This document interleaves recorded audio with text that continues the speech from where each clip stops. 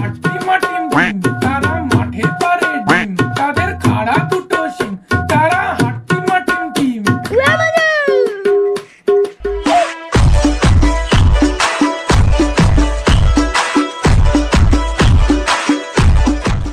ইয়ে কি ওরা এখানে এভাবে নাচ দিচ্ছে কেন? যাই তো একটু গিয়ে ওদের কাছে শুনি।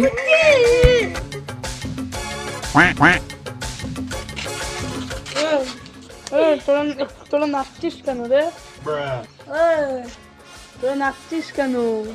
হ্যাঁ, আমি আমার বউকে 5,000 টাকা শাড়ি কিনে দিয়েছি, সেটা তোর বউকে দেখাতে গেছে। হ্যাঁ, তুই এটা কি করলি?